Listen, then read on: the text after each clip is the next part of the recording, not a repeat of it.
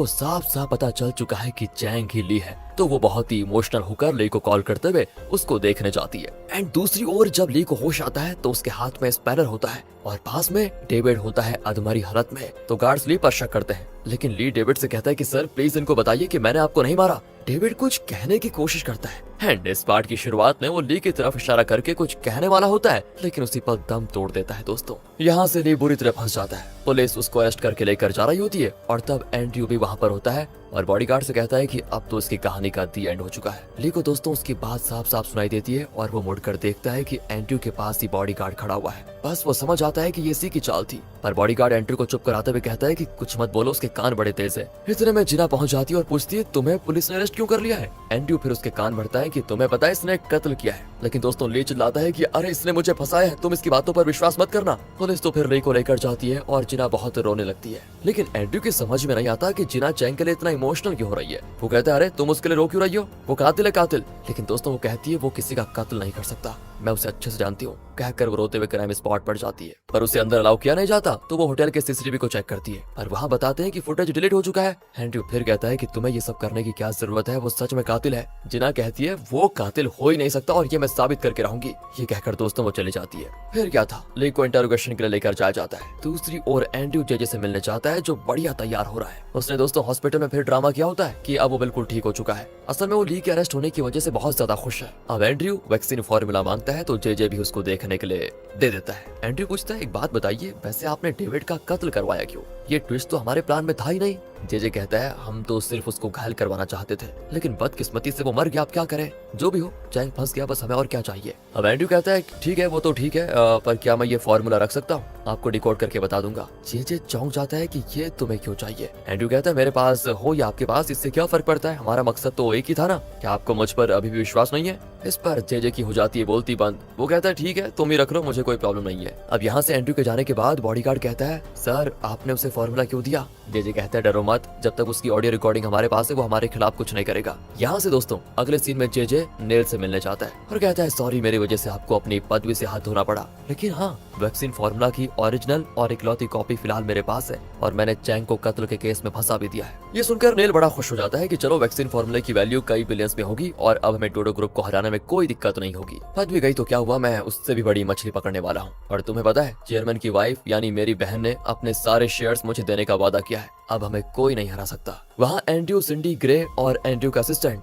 सभी को पूछताछ के लिए पुलिस स्टेशन बुलाया जाता है। ली को देखकर तो सिंडी छाती फाड़ कर रोने लग जाती है कि नहीं ली ने कुछ नहीं किया होगा, उसको छोड़ दीजिए। एंड यहाँ दोस्तों इंटेरोगेशन रूम में एक ऑफिसर ली से पूछता है कि सच बताओ तुमने डेविड का कत्ल क्यों किया? तुम्हारे हाथ में वो वेपन था जिससे डेविड पर हमला किया गया था और तुमने वो फॉर्मूला कहाँ रखा हुआ है? ली कहता है देखिए मैं आपको कई बार बता चुका हूँ मैंने उसका कत्ल नहीं किया, मुझे नहीं पता कि मेरे हाथ में वो वेपन आया कहाँ से। आप चाहो तो वो सीसीटीवी चेक कर लो। अच्छा सीसीटीवी चेक कर लो, वो तो तुमने पहले से डिलीट करवा दिया है, हमें कोई फुटेज नहीं मिला वहाँ पर। ली कहता है कि सर मेरी टीम का ग्रे मेरे साथ ड्रिंक कर रहा था और ड्रिंक लेने के बाद मैं बेहोश हो गया, आप उस ड्रिंक को टेस्ट करवाइए। पर दोस्तों ऑफिसर कहता है कि हम चेक करवा चुके हैं, उसमें कोई ऐसी बेहोशी की दवा नहीं पाई गई, इसलिए ड्रामा मत करो और सच बताओ। ली कहता है सर आप ग्रे से पूछिए ना। तो अब ग्रे से पूछताछ होती है पर वो कहता है कि मैंने भी चैंग के साथ मिलकर ड्रिंक किया था, लेकिन नशे में मैं सो गया और आप जैसा कह रहे हैं अगर उसमें बेहोशी की दवा होती तो मैं भी बहुत देर बेहोश पड़ा रहता, पर मुझे तो कुछ नहीं हुआ। इस तरह वो झूठ पे झूठ बोलते जाता है दोस्तों, क्योंकि आपको तो पता ही है ग्रे किसके लिए काम कर रहा था, एंड्रयू के लिए। इसके बाद एंड्रयू से पूछते हैं तो वो ली को फंसाने में कोई कसर नहीं छोड़ता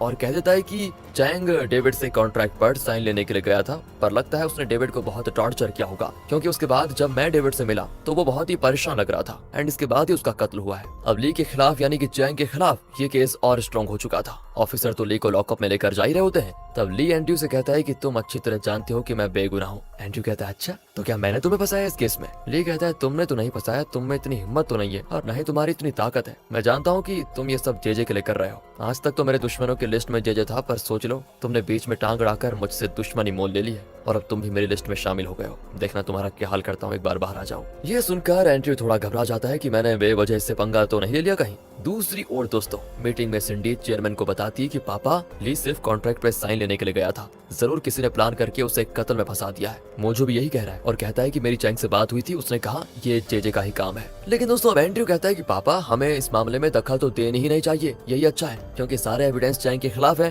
और अगर हम उसे सपोर्ट करेंगे तो सोच लीजिए फिर से डोडो ग्रुप का इमेज खराब हो सकता है। चेयरमैन कहता है कि वो हमारी कंपनी के लिए बहुत कुछ कर चुका है और हमारे प्रोजेक्ट के लिए वो उस होटल में गया था, वहाँ किसी ने उसको फंसा दिया है, तो हमारा फर्ज है कि उसे इस मुसीबत से हम बाहर निकालें, हमारी तरफ से इसकी पूरी कोशिश होनी चाहिए। चेयरमैन ये सारी बातें बोल रहा होता है तो एंड्रयू तो जलकर राख हो जाता है। वो तुरंत जेजे को कॉल करके बता देता है कि लगता है चेयरमैन चैंग को छुड़ाने की कोशिश कर रहा है। एंड दोस्तों अब सीधे जेजे नेल को कॉल कर देता है और नेल तुरंत चेयरमैन से मिलने जाता है। वो चेयरमैन से कहता है तुम उस चैंग की मदद मत करो, उसकी वजह से मुझे अपनी पदवी छोड़नी पड़ी, वो किसी का वफादार नहीं हो सकता और अगर तुमने उसकी मदद की तो मैं तुम्हारे आज तक के करप्शन केसेस फिर से खुलवा दूंगा और तुमने जो कंपनी के टैक्स पेमेंट में घोटाला किया है और अपने बिजनेस के लिए तुमने कितनी बार रिश्वत दिया है वो सब मैं मीडिया को बता दूंगा, फिर देखना क्या होगा। और हाँ, औरतों के मामले में तुम्हारी जो कमजोरी है वो तो खुद ही एक अलग कहानी है बहुत बड़ी। ये सुनकर चेयरमैन चौंक जाता है और पूछता है तुम ये सब करना क्यों चाहते हो? नील कहता है मुझे चैंग से चिढ़न है और मैं चाहता हूँ कि तुम उसकी मदद बस ना करो। देखो मेरे पास अब खोने के लिए क्या ही बचा है, कुछ भी नहीं, मैं तो बिंदास मीडिया को सब बता दूंगा, फिर देखना तुम्हारा क्या होगा, इसलिए समझदारी से काम लो। चेयरमैन बाहर आकर मोजो से कहता है कि चैंग के मामले में हम कुछ नहीं करेंगे,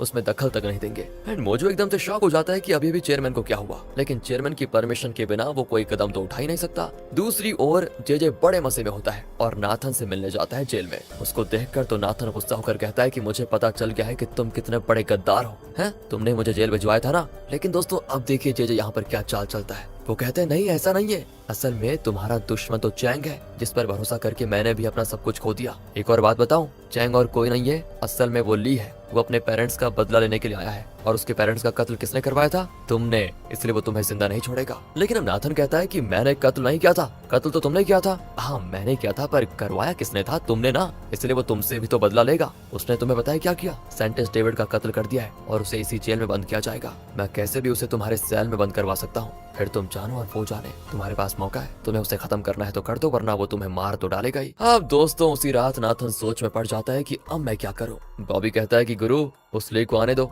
यहीं पर उसकी कब्र खोद डालेंगे। लेकिन अब नाथन कुछ और ही प्लान कर रहा था दोस्तों। वो कहता है कि हम ली को मारने के बजाय उससे उस वैक्सीन फॉर्मूले के बारे में पता लगवाएंगे जो उसने कहीं छुपा के रखा हुआ है। अगर वो हमें मिल गया तो सोचो करोड़ों में कमा पाएंगे। उसके बाद मुझे डोडो ग्रुप का चेयरमैन बनने से कोई नहीं रोक सकता। दोस्तों ली को दिखाते हैं जिसको अब एक बस में जेल ले जाया जाता है। जिना दूर से देखकर बहुत रो रही होती है, वो कुछ कर नहीं पाती। असल में जिना तो ली से कहने आई थी कि मुझे भी पता चल चुका है कि तुम ली हो, लेकिन फिर उसे लगा कि ली ने मुझे सच नहीं बताया, जरूर इसके पीछे कोई वजह होगी। सोचती है कि जब तक वो मुझे नहीं बताता तब तक मैं भी उसे नहीं बताऊंगी कि मैं भी उसे पहचान गई हूँ। तो यहाँ से ली को जेल के एक सेल में बंद कर दिया जाता है। एंड वो सोच में पड़ जाता है कि ये दूसरी बार है जब जेजे ने मुझे जेल भिजवाया, क्योंकि दोस्तों कई साल पहले जब ली ब्लाइंड था तभी जेजे ने ली पर झूठा इल्जाम लगवाकर उसे जेल भेजा था और इस बार भी वो ली को जेल भेजने में सफल हो गया। लेकिन अब ली मन में सोचता है कि अब मैं ब्लाइंड नहीं हूँ और इन सबको मैं सबक सिखा के रहूंगा। ये सोचकर ली अपने सेल में जाता है। फिर उसको पता चलता है कि उसी सेल में नाथन, बॉबी और उसका गैंग है। नाथन थोड़े एटीट्यूड में कहता है देख बेटा, जिंदगी एक चक्कर है,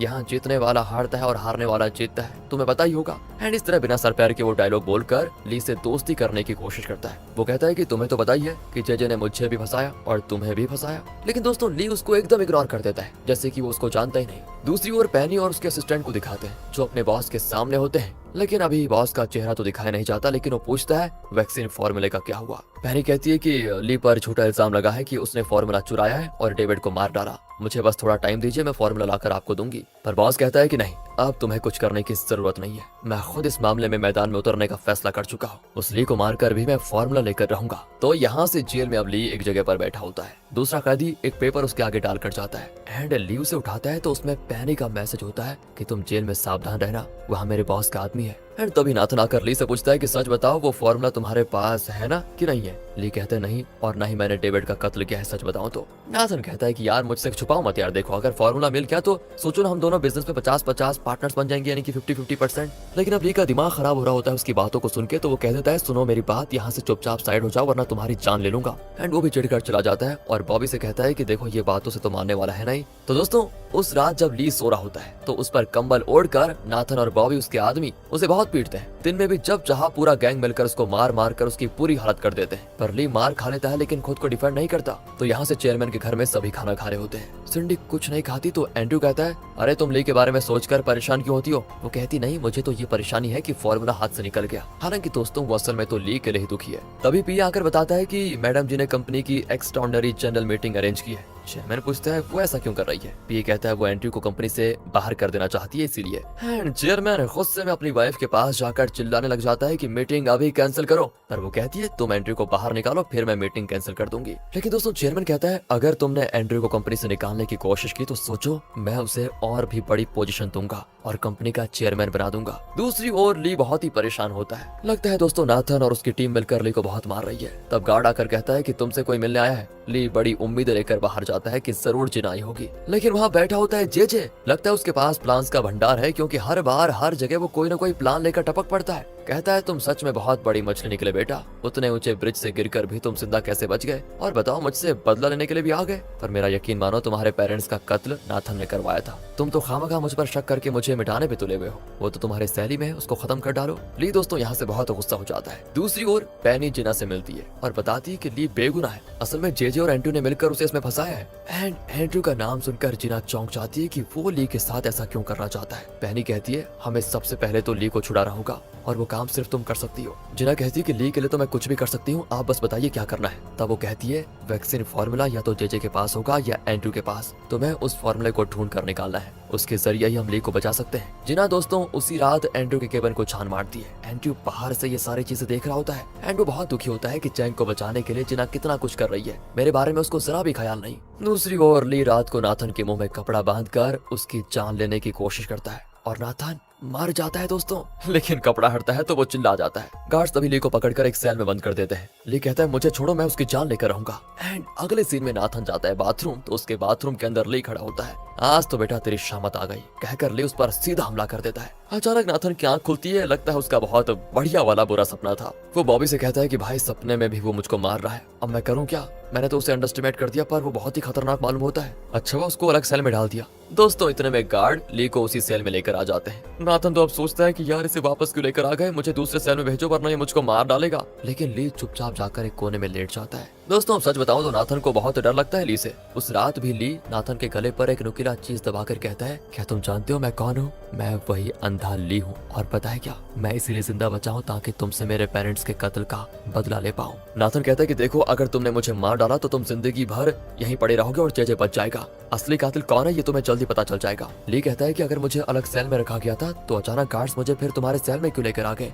ये जरूर उस जेजे की चाल है, उसने जरूर कोई प्लान बना के रखा हुआ है। एंड नाथन भी उसकी हाँ में हाँ मिलाता और कहता है मुझे भी ऐसा ही लगता है, शायद वो हम दोनों को फंसाने की कोशिश कर रहा है। दोस्तों यहाँ पर ली एक समझदारी का काम करता है और कहता है कि वैक्सीन फार्मूला मेरे पास है। नाथन चौंक जाता है और कहता है ये तो बड़ी अच्छी बात है। ली कहता है कि उसी फार्मूले के लिए तो मैंने डेविड का कत्ल किया था। नाथन कहता है कि जब मैं रिहा हो जाऊंगा ना तो तुम मुझे वो फार्मूला दे देना, मैं उससे करोड़ों कमाऊंगा और तुम्हें भी जेल से पैरोल दिलवाऊंगा। पर ली भी कहता है कि हाँ अगर तुम रिहा हुए तो मुझे पैरोल दिलवाओगे तभी तो मैं तुम्हें फार्मूला दूंगा। नाथन भी दोस्तों डर के मारे मान जाता है। दूसरी ओर दिखाते हैं दोस्तों तो जिराड रोशी से कहता है चैंग के पास जो वैक्सीन फार्मूला है तुम उसे कैसे भी करके हासिल कर लो। पर रोशी कहती है मुझे नहीं लगता कि ली के पास वो फार्मूला होगा, उसने तो कत्ल भी नहीं किया होगा। पर जिराड कहता है कि हमें ली को जेल से छुड़वाना होगा और फिर हम उससे फार्मूला ले लेंगे और उसे वापस जेल भिजवा देंगे। लेकिन दोस्तों रोशी ली के साथ ऐसा नहीं करना चाहती, लेकिन जिराड उसका बॉस है तो उसे उसकी बात माननी पड़ती है। एंड तब जिराड के मोबाइल पर एक कॉल आता है और वो पैनी के बॉस से मिलने जाता है और यहाँ पता चलता है कि पैनी का बॉस ही तो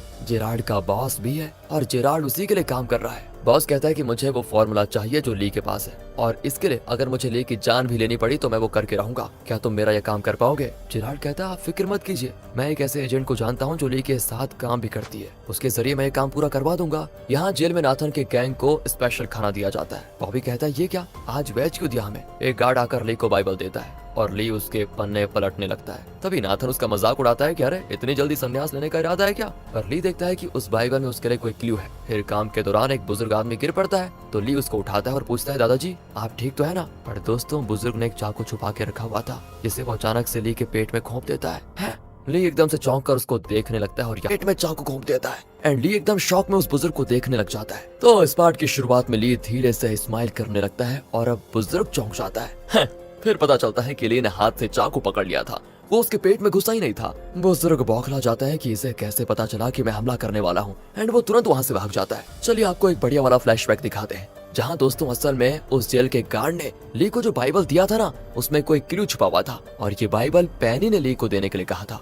क्लू में बाइबल के जिन पेजेस और वाक्यों को मार्क किया गया था ली उन्हें जोड़कर देखता है तो आता है ओल्ड मैन एंड ली समझ आता है कि मुझे बुजुर्गों से यहाँ पर सावधान रहना होगा। इसी वजह से ली बुजुर्ग को देखते ही बिल्कुल चौकन्ना हो गया था और उसने चाकू पकड़ लिया। इस तरह दोस्तों ली की जान बच गई। यहाँ पैनी का बॉस पूछता है कि ली को हमारे प्लान के बारे में कैसे पता चला। पैनी का असिस्टेंट कहता है कि देखिए ली तो लगातार यही कह रहा है कि उसके पास वो फॉर्मूला है ही नहीं, एंड मुझे शक है कि जेजे के पास फॉर्मूला होगा, हमें उस पर कड़ी नजर रखनी चाहिए। इस पर जेराल्ड कहता है कि हमने अपनी तरफ से जेजे को वॉच किया और हमें यकीन है कि उसके पास फॉर्मूला नहीं है। क्या आपको हम पर भरोसा नहीं है? बॉस फिर दोस्तों फैसला करता है कि जरूर ली के पास फॉर्मूला है और मैं उसको जेल से रिहा करवा के फिर उसको फॉर्मूला लेकर उसे खत्म कर दूंगा।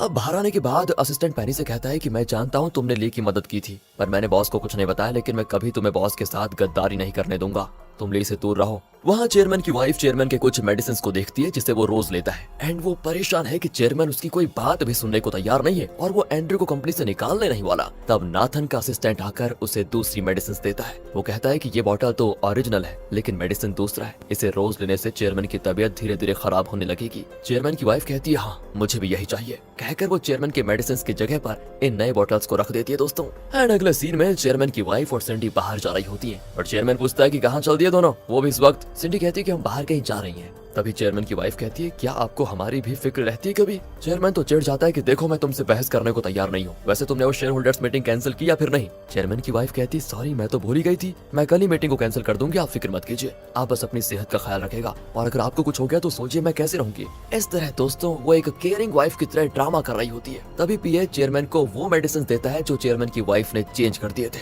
एंड उस मेडिसिन को खाते ही उसकी वाइफ बड़ी खुश दिखती है। यहाँ से सीधे दिखाते हैं कि चेयरमैन एंट्री को लेकर एक बहुत ही नॉर्मल कैफे में खाने जाता है। एंट्री पूछता है नॉर्मल कैफे में आप क्या आप ऐसी जगहों पर खा भी लेते हैं? वो कहता है कि मैं और तुम्हारी माँ शरोमी इसी कैफे में मिला करते थे। ये सोचकर एंट्री थोड़ा इमोशनल हो जाता है क्योंकि वो तो ये सोच रहा था कि चेयरमैन ने उसकी माँ का साथ छोड़ दिया और उसे कंपनी से बाहर निकाल दिया था, पर असल में तो चेयरमैन की वाइफ ने शालोमी को यहाँ से निकाला था। पर दोस्तों एंड्रयू अब तक ये बात नहीं जानता, लेकिन वो समझ जाता है कि चेयरमैन सच में उसकी माँ से बहुत प्यार करता था और अब भी उसे याद करता है। देखो वहाँ दूसरी ओर चेयरमैन की वाइफ बाहर खाने नहीं जाती, बल्कि उसने चेयरमैन को बिना बताए एक बड़े होटल में शेयर होल्डर्स मीटिंग अरेंज की होती है। दोस्तों वो वहाँ पर बताए क्या बताती है, कहती है मेरे पति की तबीयत आजकल बहुत खराब रहती है, इसलिए वो कई गलत फैसले ले रहे हैं, लेकिन हमारी कंपनी की तरक्की हमारे हाथ में है, इसलिए हमें चाहिए कि अगली मीटिंग में हम एंड्रयू को वाइस चेयरमैन की पोजीशन से हटा दें, एंड मैं चाहती हूँ कि आप सब उसके खिलाफ वोट करें। दोस्तों वो भी मान जाते हैं क्योंकि चेयरमैन की वाइफ है तो कंपनी की भलाई की सोचेगी, ऐसा उनको लगता है। तो दूसरी ओर जिना को ग्रे पर शक होता है और वो उसे अलग में ले जाकर पूछती है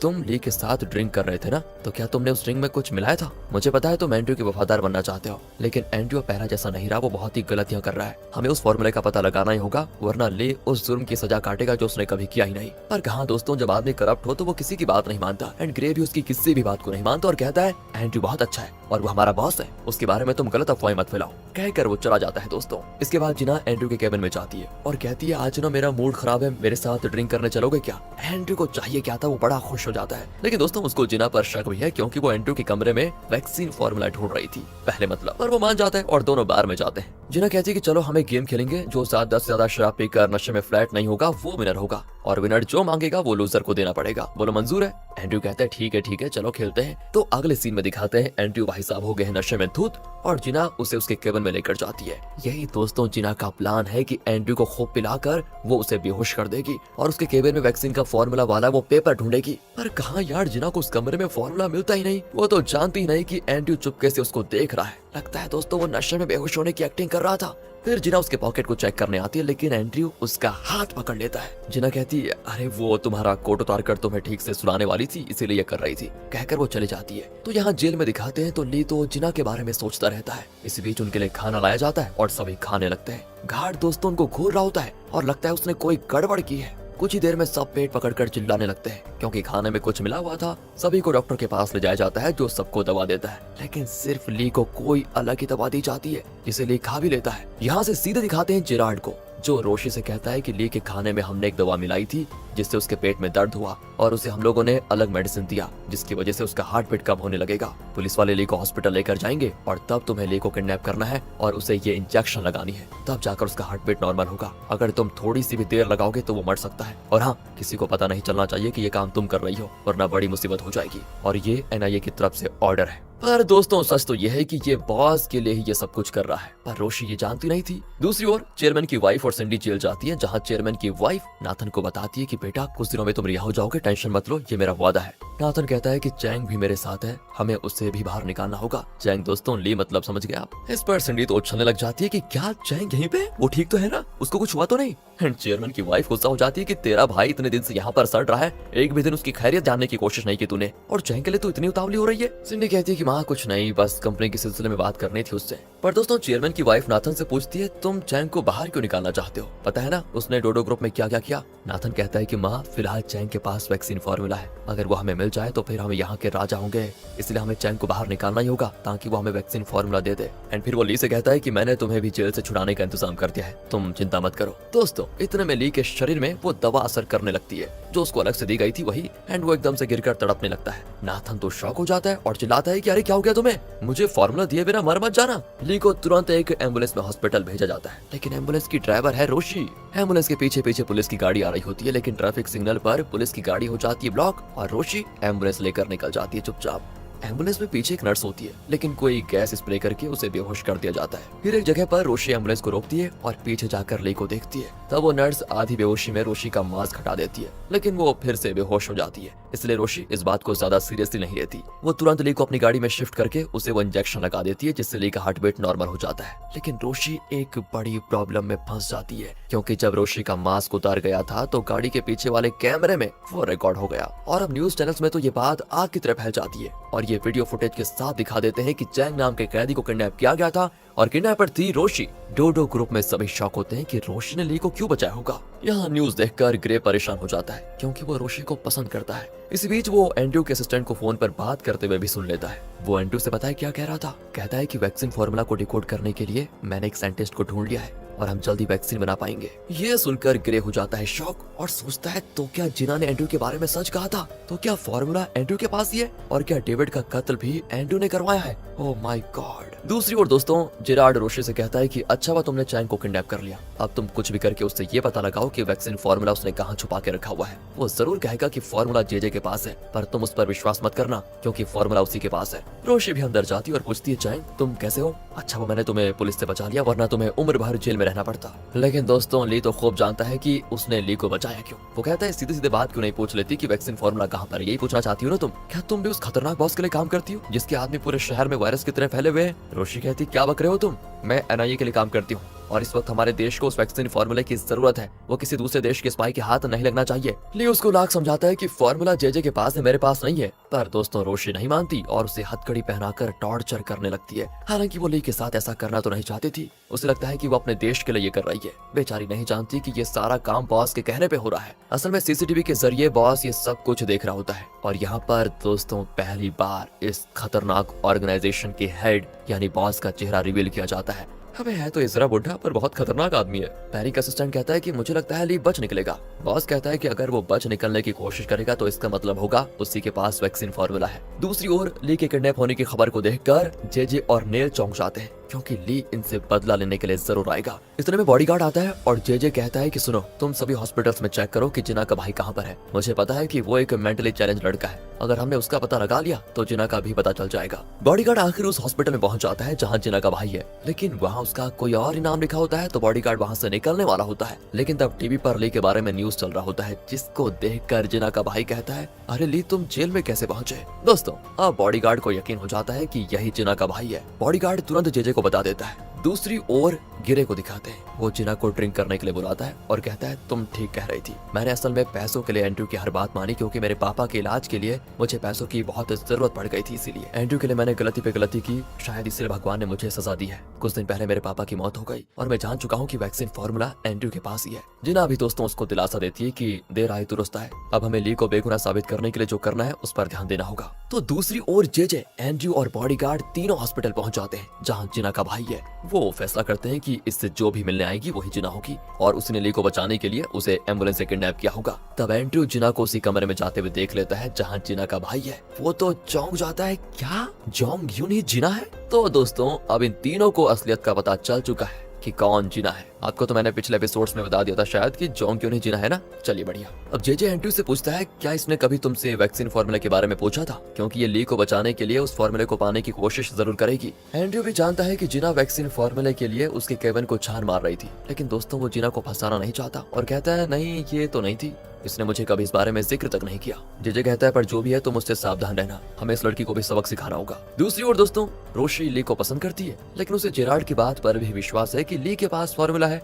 इसलिए वो ली को बहुत टॉर्चर करती है। पर ली बार बार कहता है कि देखो मेरे पास वैक्सीन फार्मूला है नहीं, वो जेजे के पास है। अब रोशी जेरार्ड को कॉल करके कहती है मुझे लगता है कि हम बेवजह ली के पीछे पड़े हुए हैं, ये भी तो हो सकता है कि सच में वो फार्मूला जेजे के पास हो। बॉस कहता है कि अगर इतने टॉर्चर के बाद भी वो कुछ नहीं बता रहा तो इसका मतलब है कि पैनी और उसके असिस्टेंट ने उसे बढ़िया ट्रेन किया हुआ है। पैनी कहती है कि जेजे पर भी हमें शक करना चाहिए, शायद उसी के पास फार्मूला हो। बॉस कहता है कि ठीक है, मैं डिफेंस इंडस्ट्री के विक्टर को जानता हूँ, उसके जरिए मैं जेजे से मिलने की कोशिश कर सकता हूँ। यहाँ से दिखाते हैं कि बॉस, विक्टर, नेल, जेजे और किमी एक जगह पे मिलते हैं। विक्टर नेल से कहता है कि ये एक बहुत बड़े बिजनेसमैन है, इन्हें सब बॉस कहते हैं, बहुत पावरफुल आदमी है ये। बॉस कहता है कि किसी वैक्सीन फार्मूला के बारे में मैंने सुना था, सब कह रहे हैं कि वो खुद में कई बिलियंस डॉलर्स का वैल्यू रखता है, क्या आप लोग उसके बारे में कुछ जानते हैं? जेजे तो हंसकर कहता है वैक्सीन फार्मूला नहीं नहीं, इसके बारे में तो कभी सुना ही नहीं, अगर मुझे कुछ पता चला तो मैं सबसे पहले आपको ही बताऊंगा। मीटिंग के बाद दोस्तों बॉस पैनी के असिस्टेंट से कहता है मुझे यकीन है कि जेजे के पास वो फार्मूला नहीं है, क्योंकि जब मैंने वैक्सीन फार्मूला की बात की तो उसकी आंखों में जरा भी शक या टेंशन नजर नहीं आया,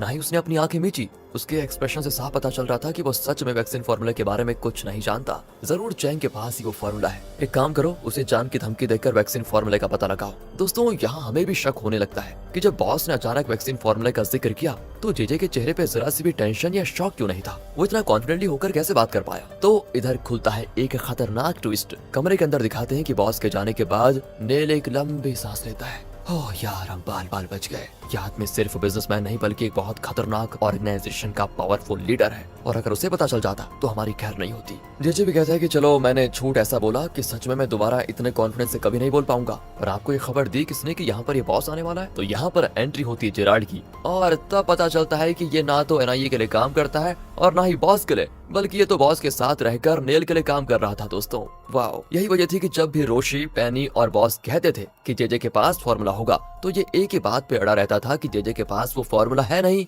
वो नेल से कहता है कि सर मैं और कितने दिन किसी की छाया में काम करता रहूंगा, बताओ मुझे खुलेआम कोई पोजीशन दीजिए ना। दूसरी ओर एंड्रयू को पता चल गया कि जेजे से जिना की जान को खतरा है, इसलिए वो कहता है कि मैं तुम्हें कंपनी से फौरन भेजने वाला हूँ किसी काम के लिए, तुम्हें कुछ महीने वहीं से काम करना होगा। पर वो कहती है मैं तो कहीं नहीं जाने वाली, ये रहा मेरा रेजिग्नेशन, मैं डोडो ग्रुप में काम नहीं करूंगी और अब मुझे तुमसे ऑर्डर्स लेने की भी जरूरत नहीं है। कहकर दोस्तों वो जाने लगती है, पर एंड्रयू उसका हाथ पकड़ लेता है। जिना गुस्से में अपना हाथ छुड़ाकर चली जाती है। एंड्रयू बहुत दुखी हो जाता है और रोने लगता है। तो वहाँ रोशी ली के कमरे में जाती है, वो वहाँ पर होता ही नहीं, लेकिन अचानक रोशी को वो दीवार पर लॉक करके कहता है मुझे छोड़ दो, सच में मेरे पास वैक्सीन फार्मूला है नहीं। कहकर वो जाने लगता है तो रोशी उस पर गन तान देती है कि अगर बाहर जाने की कोशिश की तो शूट कर दूंगी। ली कहता है कि मैं तुम्हारे बारे में खूब जानता हूँ और तुम भी मुझे अच्छी तरह जानती हो, मेरे पास फार्मूला नहीं है नहीं है नहीं है और यही सच है, तुम्हें शूट करना है तो कर दो। कहकर वो निकल जाता है दोस्तों। पर बाहर बॉस के आदमी उसको पकड़ लेते हैं, क्योंकि बॉस ने कहा था कि अगर ली बचने की कोशिश करेगा तो इसका मतलब है कि उसी के पास वैक्सीन फार्मूला है। वो तुरंत बॉस को खबर कर देते हैं। बॉस पैनी से कहता है कि पक्का उसी के पास फार्मूला है,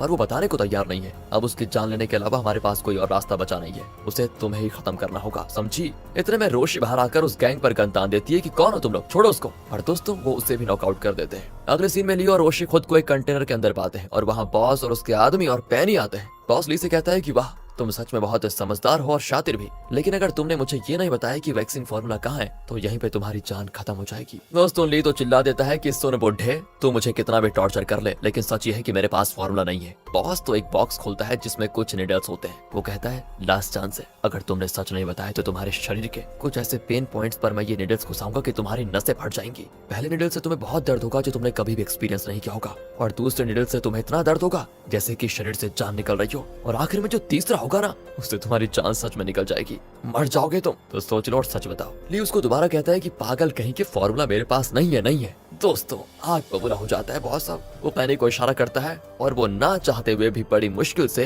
ली के पैर पर पहला निडल घुसा देती है। ली बहुत दर्द में चीखता है। रोशी भी चिल्लाती है कि मत करो ऐसा, छोड़ दो। लेकिन इतने दर्द के बावजूद भी ली अपने सच पे अड़ा रहता है कि नहीं है मेरे पास तो फार्मूला। बॉस दूसरा निडल लगाने को कहता है। पैनी लगभग रोने लग जाती है, लेकिन बॉस का कहा उसको मानना पड़ेगा। वो ली को दूसरा निडल लगा देती है। ली पागलों की तरह चिल्लाता है, उसको दर्द बर्दाश्त नहीं होता। बॉस कहता है कि अब भी तुम नहीं बताना चाहते हो राइट, ठीक है मरने के लिए तैयार हो जाओ, कहकर वो पेनी से आखिरी नीडल लगाने को कहता है। पेनी कहती बॉस ये तो मर जाएगा, पर दोस्तों वो चिल्लाता है कि जो कहता हूँ करो। पेनी भी ली को तीसरा नीडल लगाती है और अब ली इतना चिल्लाता है लगता है उसकी आखिरी सांस आ चुकी है। साइड के एंड में हमने देखा कि बॉस ली को एक कंटेनर में बांध कर रखता है, उसे 3 खतरनाक नीडल्स लगाता है जिसमें से तीसरा नीडल पूरी तरह से उसकी जान ले लेगा। बॉस को लगता है कि मौत का डर दिखाकर वो ली से पता लगा लेगा कि उसने वैक्सीन का फॉर्मूला कहाँ छुपा के रखा हुआ है। हालांकि ली बार बार सिर्फ सच कहता है कि मेरे पास वो फॉर्मूला नहीं है, जेजे के पास है। लेकिन दोस्तों आखिरी नीडल लग चुका है और अब सिर्फ ली की जान निकलने की देरी है। तो इस पार्ट की शुरुआत में बॉस दंग रह जाता है कि ये है कौन जो इतना दर्द झेलने के बाद भी विनती का एक शब्द नहीं बोल रहा, आंसू नहीं बहा रहा कि प्लीज मुझे छोड़ दो। गजब हो गया। खैर यहाँ से ली को मरने के लिए छोड़कर वो चला जाता है। दूसरी ओर जिना को पैनी का कॉल आता है जो उसको एक जगह बुलाती है। जिना वहाँ पर जाती है तो पैनी कहती है ली को बचाने का एक ही रास्ता है, तुम कैसे भी करके वो फॉर्मूला ढूंढ लाओ। जिना परेशान हो जाती है कि कहाँ से लेकर आऊं मैं वैक्सीन का फॉर्मूला। वहाँ दोस्तों एंड्रयू जेजे के साथ होता है जब उसका असिस्टेंट कॉल करके कहता है कि मैंने एक साइंटिस्ट को ढूंढ निकाला है जो इस तरह के कोडेड फॉर्मूला को डिकोड कर सकता है। एंड्रयू तुरंत उस आदमी से मिलने जाता है जिसका नाम है दोस्तों फ्रेडी। एंड उस फॉर्मूले का ब्लूप्रिंट देखकर कहता है इसे डिकोड करने में मुझे 1 महीना लगेगा क्योंकि जरा कॉम्प्लिकेटेड लग रहा है। एंड्रयू कहता है कि ठीक है तब तक आप इसी होटल में रहेंगे, यहाँ से आप बाहर नहीं जाएंगे, और हाँ मेरे आदमी 24 घंटे आप पर कड़ी नजर रखेंगे क्योंकि ये बहुत ही कॉन्फिडेंशियल है और इसका एक भी हिस्सा कहीं लीक नहीं होना चाहिए। और जैसे काम पूरा हो जाएगा उसके बाद आपको कई बिलियंस डॉलर्स का पेमेंट दिया जाएगा। इस तरह दोस्तों उनकी डीलिंग हो जाती है फिक्स। फिर पार्किंग लॉट में आकर एंड्रयू अपने असिस्टेंट को फॉर्मूले का ब्लूप्रिंट दिखाकर कहता है फ्रेडी पर कड़ी नजर रखना और ब्लूप्रिंट को सेफ। तो अब यहाँ ग्रे पूछता है कि इतना इंपॉर्टेंट ब्लूप्रिंट अगर हम फ्रेडी को देंगे तो कहीं वो इसकी फोटो ना खींच ले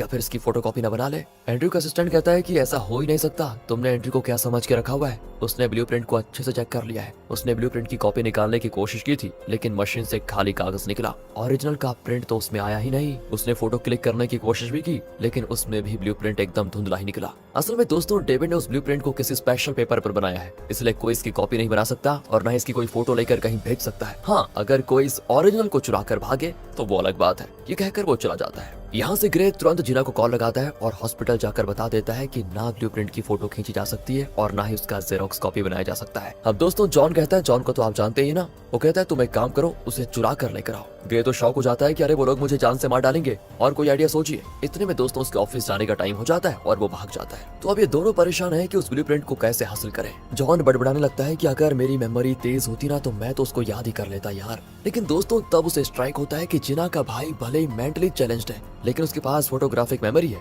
यानी एक चीज को वो कुछ ही सेकंड्स देख ले तो हूबहू उसे वैसे ही कागज पर उतार सकता है। ये रियलाइज करते वो जिना को गूगल से एक फोटो डाउनलोड करने को कहता है और उसके भाई को उठाता है। वो तो नींद में बड़बड़ाता है कि मुझे सोने दो बेटा, बाद में सो लेना, इस वक्त इमरजेंसी है, कहकर वो उसको उठा लेता है और उसे कुछ सेकंड्स के लिए वो फोटो दिखाता है। फिर कहता है अब जो तुमने देखा उसको पेपर पर बनाओ। दोस्तों वो कागज पर उसको बनाने लग जाता है तो दोनों चौंक कर देख रहे होते हैं क्योंकि ऐसा लगता है जैसे कि ये उस फोटो का प्रिंट आउट है। दोनों बड़े खुश हो जाते हैं कि इसके आगे अगर वो ब्लूप्रिंट को 2 सेकंड के लिए दिखा दें तो बस काम बन जाएगा। दूसरी ओर नाथन स्पेशल परमिशन के जरिए हो जाता है रिलीज। वो घर आता है तो एंड्रयू को देखकर चढ़ जाता है कि पापा ये हमारे घर में क्या कर रहा है। चेयरमैन कहता है कि तुम भले रिलीज हो गए हो लेकिन तुम्हारी सजा 6 साल की थी ना, इसलिए जब तक 6 साल पूरे ना हो जाते तुम फौरन में रह लो, 6 साल बाद इस घर में आना। वो चिल्लाता है कि अच्छा तो अब आपकी इस दुलारे को घर में रखने के चक्कर में आप मुझे बाहर निकालना चाहते हैं। मैं कहीं नहीं जाऊंगा चाहे मेरी जान ही क्यों ना चली जाए। इतने में चेयरमैन की वाइफ आ जाती है और वो अपने हिस्से का चेयरमैन को सुनाती है कि मेरा बेटा कहीं नहीं जाएगा। दोस्तों इनकी बातों से तंग आकर चेयरमैन और चिल्लाता है कि तभी अचानक उसकी तबीयत खराब हो जाती है। सभी घबरा जाते हैं लेकिन उसकी वाइफ करती है अच्छी वाली स्माइल और ये बात नाथन भी नोटिस कर लेता है। तो अब डॉक्टर को बुलाया जाता है। डॉक्टर चेक करके कहता है कि फिलहाल डरने की बात नहीं है, बस थोड़े आराम की जरूरत है इनको। पीयूष को चेयरमैन की मेडिसिन दिखाता है तो डॉक्टर कहता है कि इससे तो उनका ब्लड प्रेशर स्टेबल होना चाहिए, फिर उनकी तबीयत खराब क्यों हो रही है। दोस्तों यहाँ चेयरमैन की वाइफ के अलावा और कोई जानता ही नहीं कि उसने मेडिसिन को चेंज कर दिया है। तो दूसरी ओर ली की आंखें दिखाते हैं। वो खोलता है अपनी आंखें। असल में पेनी ने उसको तीसरा निडल ना ठीक से लगाया नहीं था जिसकी वजह से ली अभी तक जिंदा बचा हुआ है। अब रोशी कहती है लगता है हम दोनों यहीं पे मरने वाले हैं। लेकिन दोस्तों ली को इस हाल में भी एक आइडिया सोचता है। वो कहता है तुम जरा कोशिश करके मेरे पास आओ। वो भी आती है और ली कहता है अब मेरी रस्सी खोलो बस। दूसरी ओर पेनी का असिस्टेंट बॉस को बता देता है कि तीसरे निडल के बाद भी ली जिंदा है। अब हमें उसे चाकू से मार डालना चाहिए वरना उसकी जान नहीं जाएगी। बॉस तो शॉक में होता है कि इतना कुछ करके भी ली जिंदा कैसे बच गया। उसकी आंखों में जरा भी डर नहीं था। तब पेनी कहती है कि बॉस, ली बहुत ही इंटेलिजेंट है, अगर आप उसको एक मौका देंगे तो वो ब्लूप्रिंट ढूंढ निकालेगा। लेकिन दोस्तों अब जेराल्ड घबरा जाता है कि ये पेनी तो ली को बचाने की कोशिश कर रही है और अगर ली बच गया तो जेजे फंस जाएगा। तो दोस्तों वो बॉस का ब्रेन वॉश करता है, नहीं नहीं नहीं नहीं, ली को मार डालना ही ठीक होगा बॉस। ऊपर से रोशी को अगर मेरी असलियत का पता चल गया तो मैं फंस जाऊंगा, इसलिए उसे भी खत्म करना जरूरी है। और बॉस कहता है कि उन दोनों को यहाँ लाओ, मैं फैसला करूंगा। दूसरी ओर कंटेनर के अंदर रोशी ने ली की रस्सी खोल दी थी और लगता है दोनों ने कोई प्लान बना लिया है। कंटेनर के बाहर बॉस के गुंडे पहरा दे रहे होते हैं। एक आदमी कहता है उन दोनों को थोड़ा पानी देकर आओ। एक आदमी पानी लेकर अंदर जाता है। दोनों ऐसे बैठे होते हैं जैसे अभी भी चेयर से बंधे हुए हैं। लगता है बढ़िया वाली एक्टिंग कर रहे हैं दोनों। रोशी कहती है प्लीज मुझे प्यास लगी है। एंड दोस्तों वो आदमी रोशी को पानी पिलाने लग जाता है। मौका पाकर ली पीछे से उसको मारकर बेहोश कर देता है। फिर अपने पॉकेट से फोन निकालकर पुलिस को कॉल करता है और कहता है कि कंटेनर यार्ड में गैम्बलिंग चल रही है, जल्दी आए। पुलिस भी तुरंत कंटेनर यार्ड के लिए निकल जाती है। इसी बीच बाहर खड़ा आदमी सोचता है कि पानी देने में इतनी देर क्यों लग रही है, जाओ जाकर चेक करो। ये कहकर वो दूसरे आदमी को भेजता है एंड वो दरवाजा खोलने चाहता है, लेकिन तब ली और रोशी बाहर कूद कर भागने लगते हैं। वो गुंडों से सीधा लड़ते भी हैं और वहाँ पे आग भी लगा देते हैं। इतने में पीछे से कार इनकी तरफ आती है। दोनों जल्दी से दूसरी तरफ कूदकर कार के नीचे आने से बच जाते हैं, लेकिन रोशी के पैर में चोट आ जाती है, हल्की सी मोच मतलब। वो कहती है मैं तो उठ नहीं पाऊंगी, तुम बच निकलो। पर दोस्तों हीरो तो हीरो है, वो रोशी को छोड़कर थोड़ी ना जाने वाला था। वो उसे उठाकर वहाँ से चलने लगता है, लेकिन एक जगह दोनों तरफ से गुंडे आ जाते हैं। यार लगता है बच नहीं सकते, लेकिन तब पुलिस का सायरन सुनकर गुंडे तो भाग खड़े होते हैं और इस तरह दोनों बच जाते हैं। बॉस पूछता है कि ये चैंग हर सिचुएशन से एक प्रोफेशनल की तरह कैसे बच निकल रहा है। चैंग मतलब दोस्तों ली, बार बार बोलना पड़ता है यार मुझे। पेनी कहती है कि चैंग को हमें अंडर एस्टिमेट नहीं करना चाहिए। चाइना में उसने माइकल नाम के एक खतरनाक गैंगस्टर को पकड़वाया था, इसलिए चैंग को खत्म करने के बजाय हमें उसे अपने काम के लिए इस्तेमाल करना चाहिए। लेकिन दोस्तों जेराल्ड तो ली को मरवाने पे तुला होता है, लेकिन बॉस अब पेनी से कहता है तुम चैंग को ढूंढकर मेरे पास लेकर आओ, देखते हैं वो हमारे किस काम आ सकता है। यहाँ ली को दिखाते हैं वो रोशी के पैर पर पट्टी बांध रहा होता है जहाँ से मोच आ गई थी मतलब। और आपको याद होगा कि एक बार रोशी ने ली की जान बचाई थी पहले। उस वक्त रोशी ने उसके पेट में स्टिचेस करके ली को बचाया था और अब ली ने रोशी की जान बचा ली है। रोशी कहती है तुम मुझे क्यों बचाना चाहते हो, मैंने तुम्हें कितना टॉर्चर किया था याद है। ली कहता है तुम तो अपना काम कर रही थी, इसमें तुम्हारी कोई गलती नहीं थी। तुम्हारा एक पैर 2 दिन में ठीक हो जाएगा, तुम फिक्र मत करो। मैं सच बताऊं तो मेरे पास ब्लूप्रिंट है नहीं, लेकिन फिर भी ये लोग मेरे पीछे पड़े हुए हैं, इसलिए मुझे लगता है कि मुझे उस ब्लूप्रिंट को ढूंढ निकालना चाहिए। रोशी कहती है मुझे तो पहले अपने सीनियर जेराल्ड को कॉल करके बताना होगा कि यहाँ पर क्या हुआ। अब दोस्तों ली को ना जेराल्ड पर शक होता है और कहता है क्या तुम्हें अभी उस पर भरोसा है, तुम कहाँ हो, तुम्हें क्या हुआ, इसकी उसने जरा भी फिक्र नहीं की। मुझे लगता है कि शायद इसमें उसका भी हाथ है। पर रोशी कहती है कि वो 20 साल से अनाई के लिए काम कर रहा है, वो ऐसा नहीं कर सकता। ली कहता है ठीक है तुम्हारी मर्जी, पर मुझे जो सूझा मैंने कह दिया। तुम एक बार बस उसे टेस्ट करके देख लो कि वो तुमसे कितना सच बोलता है या कितना झूठ। रोशी को भी आइडिया बढ़िया लगता है, तो वो एक पब्लिक बूथ से जेराल्ड को कॉल करके कहती है जो जेजे के परिवार के साथ बैठा हुआ है। रोशी कहती है मुझे और चैंग को एक गैंग ने पकड़ कर रखा हुआ है, हमें बहुत टॉर्चर किया, हम किसी भी तरह उनसे बच के निकल गए थे, लेकिन चैंग को पूरी तरह से चोट लगी है, आप प्लीज जल्दी आ जाइए। जेराल्ड कहता है तुम डरो मत, मुझे बस ये बताओ तुम दोनों हो कहाँ पर, मैं अभी तुम्हें बचाने के लिए आ रहा हूँ। कहकर वो कॉल काट देता है और इन लोगों को सब बता देता है दोस्तों। तो नील कहता है ये तो बहुत ही अच्छा मौका है ली को खत्म करने का। कहकर वो जेजे को भी जेराल्ड के साथ भेज देता है। रोशी की बताई हुई जगह पर जाकर जेराल्ड वेट करता है, पर दोस्तों बहुत देर के बाद भी जब वो नहीं आती तो जेजे भी कार से उतरकर पूछता है कहाँ है वो और ली कहाँ पर है। जेराल्ड कहता है थोड़ा सब्र तो करो, वो यहीं कहीं होंगे। कहकर वो अपने आदमी से कहता है कि इस एरिया को छान मारो जरा। दोस्तों ली और रोशी पास की बिल्डिंग के ऊपर से ये सारा नजारा देख रहे होते हैं। रोशी तो टूटी जाती है कि कितने साल से मैं जेराल्ड पर विश्वास करती रही और मैंने वो सब कुछ किया जो उसने मुझसे करवाया था, मुझे नहीं पता था कि ये इन लोगों से मिला हुआ है। यहाँ दोस्तों जिना और जॉन हॉस्पिटल में होते हैं, तो ली जॉन को कॉल करता है एंड ली का नाम सुनते ही जिना फोन छीनकर पूछने लगती है कि तुम कहाँ हो, कैसे हो, तुम्हें कुछ हुआ तो नहीं। ली कहता है वक्त बहुत कम है, प्लीज जॉन को फोन दो, मुझे एक इंपॉर्टेंट बात करनी है उससे। जॉन फोन लेता है तो ली कहता है जिना को जेजे से खतरा है, आप प्लीज उसे सावधान रहने को कहिए, क्योंकि जेजे का आदमी उसको हर जगह फॉलो कर रहा होगा और जब चाहे उस पर हमला भी कर सकता है। दोस्तों वो जॉन को एक पता बताता है और कहता है कि जिना को किसी भी तरह वहाँ पहुँचा दीजिए।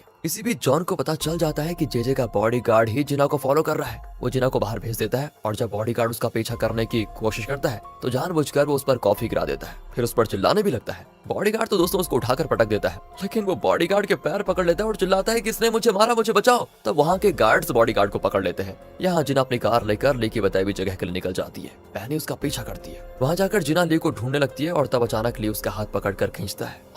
ली को देखकर जिना कुछ कह नहीं पाती, सिर्फ इतना कहती है मैं तुम्हें बहुत मिस कर रही थी बताए, और तुम्हें पैसे रख लो, तुम्हारे काम आएंगे, और ये फोन भी रख लो। ली भी इमोशनल हो जाता है और कहता है मैं भी तुम्हें सच में बहुत मिस कर रहा था और तुम ज्यादा देर यहाँ रहोगी तो तुम्हें खतरा है, अब तुम जाओ, मैं तुमसे मिलने जरूर आऊंगा। जिना बहुत दुखी होकर वहाँ से जाने लगती है और तब ली उसके असली नाम से यानी जिना कहकर उसे पहली बार पुकारता है। दोस्तों कंफ्यूज तो नहीं हो रहे हैं ना? मैंने कहा था ना आपसे कि जिना नाम चेंज करके रह रही है, यानी कि जोंगुन बनकर, और जो ली है वो चैंग बनकर रह रहा है। दोनों को मतलब एक दूसरे के बारे में लगभग पता चल ही गया है, लेकिन वो बताया नहीं था उन्होंने आज तक एक दूसरे को। तो अब पहली बार ली उसे उसके असली नाम से पुकारता है और तब वो कहता है मैं चैंग नहीं ली हूँ, वही खड़ूस अंधा पागल जो कभी तुम्हें बहुत परेशान किया करता था, लेकिन हाँ तुम्हें प्यार भी बहुत करता था वो। जिना तो दोस्तों वैसे पहले से ये बात जानती थी, अब उससे रहा नहीं जाता और वो भाग कर ली के पास जाती है, उसको कस के गले लगा लेती है। ली तो उसे किस भी करता है पता है? पहनी ये देखकर टूट जाती है। कट। तो अब दिखाते हैं आगे कि जिना, जॉन और जिना का भाई उस होटल में होते हैं जहाँ फ्रेडी वैक्सीन का फॉर्मूला डिकोड कर रहा है। दोस्तों है ना इंटरेस्टिंग बात? फ्रेडी तो दिन रात उस फॉर्मूले को डिकोड करने में लगा होता है एंड ग्रे तो उस पर अपनी कड़ी नजर बनाए हुए रखा है। फ्रेडी कहता है कि देखो मैं बहुत थक गया हूँ और सोने जा रहा हूँ, तो मुझे 3 घंटे के बाद जगा देना, कहकर वो सोने जाता है। एंड अब ग्रे जिना को कॉल करके ऊपर कमरे के पास बुलाता है, फिर उस ब्लूप्रिंट को लेकर जाकर उन्हें दिखा देता है और जिना का भाई थोड़ी देर के लिए उस ब्लूप्रिंट को देख भी लेता है और कहता है हाँ याद हो गया, अब मुझे भूख लगी है। ग्रे उसको डांटता है कि यार ये क्या मजाक है, इसको दिखाने का क्या फायदा? जिना कहती है वो छोड़ो मैं इसको देख लूंगी, अब हम चलते हैं। पर दोस्तों इनको बाहर जाते हुए देख लेता है एंड्रयू। वो तुरंत कमरे में जाकर ग्रे से पूछता है कि क्या जोंग क्यों यहाँ पर आई थी, पर वो झूठ बोल देता है कि कई दिन हो गए उसको देखे हुए, वो यहाँ क्यों आने लगी। दूसरी ओर जिना का भाई कुछ देर में उस ब्लूप्रिंट को वैसा का वैसा कागज पर उतार देता है, जिसको देखकर दोनों चौंक जाते हैं कि इतना मुश्किल काम इतनी आसानी से हो गया, बहुत गजब। जिना तुरंत उसकी फोटो क्लिक करके ली को भेज देती है एंड ली दोस्तों तंग रह जाता है और फिर जिना से कहता है कि देखो जब ये सारी प्रॉब्लम्स निपट जाएंगी ना, तो मैं, तुम और तुम्हारा भाई तीनों यहाँ से निकल जाएंगे, यूएस जाकर हम एक नई जिंदगी शुरू करेंगे। ये सुनकर जिना बहुत खुश होती है। दूसरी ओर ली पैनी को एक जगह पर बुलाता है और उसे ब्लूप्रिंट दिखाकर कहता है कि तुम अपने बॉस से कहो कि अगर उसे ये ब्लूप्रिंट चाहिए तो वो मुझसे वादा करे कि मुझे अपने हिट लिस्ट से निकाल देगा और मुझे कभी परेशान नहीं करेगा। मैं जानता हूँ कि अगर वो किसी से वादा कर दे तो उसको निभाता जरूर है। और इस पर पैनी बताऊँ क्या कहती है दोस्तों? वो कहती है क्यों ना इस ब्लूप्रिंट को लेकर हम दूसरे देश चले जाएं, दोनों वहाँ चैन से रह पाएंगे। लेकिन इस बार ली खुल के कह देता है कि मैं जिना से प्यार करता हूँ, हम दोनों ने यहाँ से चले जाने का फैसला किया है, वैसे तुम बस बॉस से ये बात कह दो कि प्लीज आखिरी बार मेरी मदद कर दो। पैनी अंदर से दुखी हो जाती है क्योंकि वो ली से प्यार जो करती थी। दूसरी ओर हॉस्पिटल में जिना का भाई उस ब्लूप्रिंट को अपने नोटबुक में बनाने लग जाता है। जॉन चौंक जाता है कि बेटा ये बार बार बनाने की चीज नहीं है, ये किसी के हाथ लग गया तो मुसीबत हो जाएगी, कहकर वो नोट छीनने लग जाता है और वो पेपर फाड़ देता है। तब जॉन भी जिना के भाई को समझाता है कि बार बार ऐसा मत बनाना, इससे ली की जान को खतरा हो सकता है। वो भी मान जाता है और कहता है ठीक है नहीं बनाऊंगा। जब जॉन ने जिना को ढूंढने जाता है आगे, तो जिना का भाई उस पेपर का मस्त रॉकेट बनाता है एंड इसी बीच जेजे और उसका बॉडीगार्ड उस हॉस्पिटल में आते हैं। बॉडीगार्ड कहता है कि कल रात कुछ देर के लिए जिना और उसका भाई न जाने कहाँ गायब हो गए थे, पता नहीं दोनों कहाँ गए थे। एंड दोस्तों तभी जेजे के ऊपर गिरता है एक रॉकेट यानी कागज वाला, और उसमें ब्लूप्रिंट की कॉपी देखकर वो दोनों शॉक हो जाते हैं कि ये लीक कैसे हुआ। इतने में जिना का भाई आकर कहता है कि ये मेरा है, मैंने इसको बनाया। जेजे पूछता है अच्छा बेटा ये तुमने कैसे बनाया? वो कहता है कि मेरे पास फोटोग्राफिक मेमोरी है अंकल, और मैं कुछ भी बना सकता हूँ। जेजे समझ जाता है दोस्तों कि ये कल रात गायब क्यों हुआ होगा, जरूर इसे किसी ने होटल में ले जाकर वो ब्लूप्रिंट दिखाया होगा। इतने में नर्स आकर जिना के भाई को लेकर जाती है और जेजे बॉडीगार्ड से कहता है कि जब तक ये लड़का जिंदा रहेगा इसके दिमाग में ब्लूप्रिंट की कॉपी हमेशा रहेगी, इसलिए एक काम करो इसका भी खात्मा कर दो। कहकर वो जिना के भाई के कमरे में जाता है और उसके सिलाइन में एक खतरनाक जहर इंजेक्ट कर देता है। वो पूछता भी है कि ये आप क्या कर रहे हैं, तो जेजे कहता है तुम्हें इससे अच्छी नींद आएगी, तुम आराम करो बस। एंड ये कहकर वो निकल जाते हैं। बट सामने से तभी आती है जिना एंड जेजे को देखकर वो घबरा जाती है कि ये यहाँ पर क्यों आया, पर वो नहीं जानती कि जेजे को उसकी असली आइडेंटिटी का पता चल गया है। वो जेजे को नमस्ते कहकर चली जाती है एंड दोस्तों जेजे भी एक विलन वाली स्माइल देता है। तब जिना अपने भाई के कमरे में जाती है और ली को कॉल करती है, लेकिन तभी उसका भाई बुरी तरह तड़पने लगता है। जिना भी घबरा जाती है कि ये तुम्हें अचानक क्या हो गया। एंड ये सारी चीजें दोस्तों दूसरी ओर ली को सुनाई देती है। वो वहाँ रोशी से कहता है कि मुझे तुरंत जिना के भाई को देखने जाना होगा। यहाँ डॉक्टर्स जिना के भाई को शॉक देकर उसका हार्ट बीट वापस लाने की बहुत कोशिश करते हैं, लेकिन आखिर में वो दम तोड़ देता है। जिना पूरी तरह टूट जाती है और बहुत रोती है। तब जॉन उसको संभालता है। ली ये सारी चीज देखकर अब जिना के पास जाना चाहता है, लेकिन रोशी उसको रोक देती है क्योंकि जेजे वहाँ पर होता है और जिना को रोते हुए देखकर वो हंस रहा होता है। ली समझ जाता है कि जरूर जेजे ने ही बेचारे की जान ली है और जेजे को ये भी पता चल गया है कि जोंग यून ही असल में जिना है। तो ली आक्रोश भरी नजरों से जेजे को देखने लगता है। और पिछले पार्ट के एंड में हमने देखा कि जेजे ने जिना के मेंटली चैलेंज्ड भाई को जहरीला इंजेक्शन चढ़ाकर बेरहमी से खत्म कर दिया था। जिना बेचारी दुख के मारे बहुत रोई थी। एंड इस पार्ट में जिना के भाई का फ्यूनरल दिखाया जाता है जहाँ जेजे भी आता है। दोस्तों ली और रोशी कुछ दूर से उसको देख रहे होते हैं। असल में ये जेजे जिना के इर्द गिर्द इसीलिए घूम रहा है क्योंकि वो ली को पकड़ना चाहता है। वो जानता है कि ली जिना से मिलने जरूर आएगा और उसी वक्त वो ली को खत्म भी कर देगा, ये उसकी चाल है दोस्तों। ऊपर से ली के पास ब्लूप्रिंट की कॉपी भी है जिसे वो डिस्ट्रॉय करना चाहता है। तो वो भी फ्यूनरल हॉल में आकर जिना के भाई को श्रद्धांजलि देने की एक्टिंग करने लगता है। कौन? अरे जेजे। दोस्तों उसको देखकर तो जिना का खून खौलता है क्योंकि हॉस्पिटल में उसके भाई को आखिरी बार यही देखकर गया था। वो जेजे से कहती है कि मेरे भाई की जब ऑटोप्सी रिपोर्ट आएगी ना तो पता चल जाएगा कि उसका कत्ल किसने किया था। एंड जेजे भी बड़ा न्यूट्रल होकर अपने बॉडीगार्ड से कहता है कि उस लड़के को तो हार्ट अटैक हुआ था ना। जिना कहती है मेरे भाई के हार्ट में कोई प्रॉब्लम नहीं थी समझे, अचानक उसकी जान गई और मैं जानती हूँ कि किसी ने उसको जहर देकर मारा है। तभी दोस्तों वहाँ पर एक पुलिस ऑफिसर आता है जो ग्रे के हाथ में हथकड़ी पहनाकर कहता है उस लड़के के कत्ल के लिए तुम्हें अरेस्ट कर रहा हूँ मैं। एंड फिर वो जिना को भी अरेस्ट करने आता है। तो जॉन कहता है कि ये क्या बेहुदा मजाक है, मैं एक लॉयर हूँ और तुम ये बताओ कि जिना पर केस क्या है। पुलिस ऑफिसर कहते हैं अच्छा तो तुम वो लॉयर हो, मैं तुम्हें भी अरेस्ट करता हूँ। दोस्तों यहाँ पर ये जेजे पता नहीं क्या करना चाह रहा था। वो हंसकर कहता है कि उन्हें छोड़ दीजिए, बस उनका फोन चेक कर लीजिए। पुलिस ऑफिसर भी उनका फोन चेक करके जेजे से कहता है इसमें कोई ब्लूप्रिंट नहीं है। मतलब दोस्तों साफ पता चलता है कि जेजे के कहने पर ही ये पुलिस वाला यहाँ पर आया है। ये सारी चीजें होते हुए देखकर एंड्रयू समझ जाता है कि जिना के भाई को जेजे नहीं मारा होगा। तभी जेजे एंड्रयू से कहता है कि आगे से तुम जरा सावधान रहना। दोस्तों अब जिना को भी पता चल जाता है कि इन सब में एंड्रयू का भी हाथ है। दूसरी ओर पैनी ली के बारे में सोच रही होती है। उसका असिस्टेंट कहता है कि तुम्हें बॉस बुला रहे हैं। पैनी कहती है कि तुम और कितने साल बॉस के लिए काम करने वाले हो, चलो ये सब छोड़कर हम कहीं चले जाते हैं। लेकिन वो तो कहता है कि मरते दम तक हम यहाँ से कहीं नहीं जा सकते, इसलिए सपने देखना बंद कर दो और आइंदा कभी बॉस को छोड़कर जाने की बात तो मुझसे करना ही मत। दोस्तों ये सारी चीजें सीसीटीवी के जरिए जेजे देखता है और बॉडीगार्ड से कहता है कि तुम पैनी के साथ मेरी मीटिंग अरेंज करो। तभी एंड्रयू जेजे से पूछता है क्या सच में आपने जिना के भाई को मारा है, पर जेजे बात को घुमा फिराने लग जाता है और पूछता है क्या तुम जिना से प्यार करते हो वैसे, अरे उसे अपने मन से निकाल दो तभी तुम लाइफ में आगे बढ़ोगे। एंड्रयू को दोस्तों यहाँ पर बर्दाश्त नहीं होता। वो चिल्ला देता है कि मेरा और आपका सिर्फ बिजनेस का रिश्ता है, मेरी पर्सनल लाइफ में दखल देने का आपको कोई हक नहीं है समझे। ये कहकर वो गुस्से में चला जाता है। एंड अब जेजे भी सोच लेता है कि लगता है इसे भी कहीं ठिकाने लगाना होगा। यहाँ दिखाते हैं दोस्तों चेयरमैन के घर पर सभी ब्रेकफास्ट कर रहे होते हैं। मोजो भी वहाँ पर होता है और चेयरमैन की वाइफ उससे कहती है आज चेयरमैन ऑफिस आने वाले हैं पर तुम उनका पूरा ध्यान रखना अच्छे से, और हाँ उनके मेडिसिन टाइम पे दे देना उनको ताकि वो जल्दी अच्छा हो जाए। पर दोस्तों असल में तो ये चेयरमैन की वाइफ का षड्यंत्र है, क्योंकि उसी मेडिसिन से चेयरमैन धीरे धीरे मर रहा है, किसी को कुछ पता नहीं। अब चेयरमैन नाथन से कहता है कि आज से तुम फिर ऑफिस आना शुरू कर दो। बस दोस्तों ये सुनकर तो नाथन सातवें आसमान पे पहुंच जाता है और कहता है मैं जरूर आऊंगा पापा और आपको दिखा दूंगा कि मैं कितना बढ़िया काम कर सकता हूँ। इसके बाद चेयरमैन अपनी कार में ऑफिस के लिए निकल जाता है। एंड दोस्तों तब मोजो कहता है मिस्टर नाथन आप इस तरफ आइए जरा। पर नाथन कहता है कि मेरा नाम क्यों ले रहे हो, मैं इस कंपनी का सीईओ हूँ समझे। लेकिन मोजो कहता है आपको उस पोजीशन से निकाल कर मैनेजमेंट डिपार्टमेंट में डाल दिया गया है, इसलिए आप सिर्फ उस डिपार्टमेंट को संभालेंगे। तभी चेयरमैन की वाइफ भी कहती है ये तुम क्या कह रहे हो, मेरे बेटे को सीईओ की पोस्ट से क्यों हटाया। पर नाथन कहता है शांत रहो मम्मी, मैं वहाँ काम कर लूंगा और अपनी मेहनत से सीईओ बनूंगा। इसके बाद ऑफिस जाकर उसे कुछ अता पता तो होता नहीं कि उसे कहाँ जाना है क्या करना है, वो यूं ही घूम रहा होता है। तब उसे ली का कॉल आता है और वो कहता है अरे चैंग तुम, मुझे पता था तुम मुझे जरूर कॉल करोगे, वैसे तुम हो कहाँ पर, तुम जरूर मुझे उस ब्लूप्रिंट के बारे में बताना चाहते हो राइट। ली कहता है कि हाँ तुम मुझसे मिलने अकेले में आना। ये भी कह देता है नाथन कि हाँ मैं जरूर आऊंगा, तुम पहले पता तो भेजो, मैं बहुत तेजी स्पीड में वहाँ पर पहुँच जाऊंगा। दोस्तों ये कहकर वो चिल्लाने लगता है कि मेरी लॉटरी लग गई, और इसको सुनकर एक लड़की घबरा जाती है कि ये जरूर पागल हो गया है। इसके बाद नाथन ली की बताई जगह पर पहुंच जाता है। उसको देखकर रोशी ली को बताती है वो पागल आ गया है तुम भी आ जाओ। एंड फिर आता है ली और उसे अपने मोबाइल पर उस ब्लूप्रिंट का फोटो दिखाता है और कहता है कि इसका ओरिजिनल जेजे के पास है जो एंड्रयू के साथ मिलकर तुम्हें डोडो ग्रुप से बाहर करने का प्लान बना रहा है। जेजे ने जिना के भाई का कत्ल भी किया है। अगर तुम्हें डोडो ग्रुप में बने रहना है और ये ब्लूप्रिंट तुम्हें चाहिए तो तुम्हें जेजे के खिलाफ कोई न कोई सबूत लाना पड़ेगा, वरना इस ब्लूप्रिंट को तुम भूल ही जाओ। ऐसा कहकर दोस्तों ली चला जाता है। अब नाथन को थोड़ी टेंशन होती है कि ये जेजे ना जाने और कितने कांड करेगा, मुझे डोडो ग्रुप से बाहर करेगा वो भी एंड्रयू के साथ मिलकर, देखता हूँ जरा इनको। तो दोस्तों वो अपने मोबाइल पर रिकॉर्डिंग ऑन करके जेजे से मिलने जाता है और पूछता है क्या आप और एंड्रयू मुझे डोडो ग्रुप से निकालने का प्लान बना रहे हैं। जेजे तो समझ जाता है कि ये जरूर ली से मिल गया होगा। वो पूछता है क्या तुम ली से मिले थे।